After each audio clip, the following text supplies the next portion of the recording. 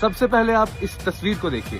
یہ تصویر ہے قاری محمد اقبال صاحب کی, جو پونچھ کے سب سے بڑے ادارے ضیاء العلوم کے پچھلے 25 سال سے استاد ہیں, وہاں بچوں کو تعلیم دیتے ہیں, اور ایک نہایت ہی شریف انسان ہے جو 44 ایئرس اولڈ ایک پیر بخش صاحب کے بیٹے, اور بیلا نام کی ایک ولیج ہے تحصیل منڈی میں پونچھ میں, وہاں رہنے والے ہندوستانی مسلمان ہیں. یہ بات میں نہیں کہہ رہا, یہ آفیشیل جموں کشمیر پولیس نے اپنی رپورٹ میں بتایا ہے. اور ہماری رجوری کے تھنا منڈی میں جو جامع مسجد ہے, وہاں کے امام مفتی عبد الرحیم صاحب ان کے اسٹوڈنٹ رہے ہیں. آپ ان کی زبان سے سنیں کہ ان کا انتقال کیسے ہوا.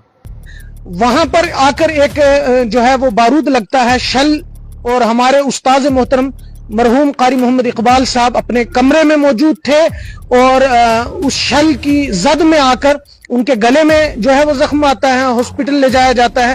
قاری صاحب جو ہے وہ زخموں کی تاب نہ لاتے ہوئے جام شہادت نوش کر دیتے ہیں. تو اس سے ہمیں یہ پتہ چل گیا کہ جو پاکستان کی طرف سے شیلنگ کی گئی اس میں انتقال پایا, اور ان کو جب ہسپتال لے جایا جا رہا تھا ان کو اٹھا کے لے جانے والے مسلمان بھی تھے, ہمارے سکھ بھائی بھی تھے, وہ بھی آپ دیکھیے.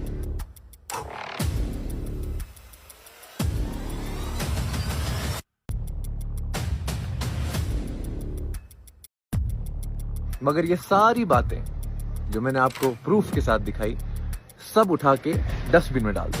کیوں؟ کیونکہ ہماری گودی میڈیا نے اپنی آفیشیل سٹیٹمنٹ میں کچھ الگ بات کی ہے. بڑی کامیابی تب ملی جب پی او کے میں آتنک کی فیکٹری چلانے والے قاری محمد اقبال کے مارے جانے کی خبر آئی, اور یہ دعویٰ کیا کہ پی او کے یعنی پاکستان کے قبضے والے کشمیر کے علاقے میں اسے موت کی نیند سلا دیا گیا. قاری محمد اقبال لشکر کا وہ کمانڈر تھا جس کی تلاش بھارت کو لمبے وقت سے تھی. ہاں, اب ہم سب کو بنا تحقیق کی گئی بات کو ماننا ہے, اور جو حقیقت میں آپ کو میں نے ثبوت کے ساتھ باتیں بتائی وہ اٹھا کے ڈسٹ بن میں ڈالنی ہے.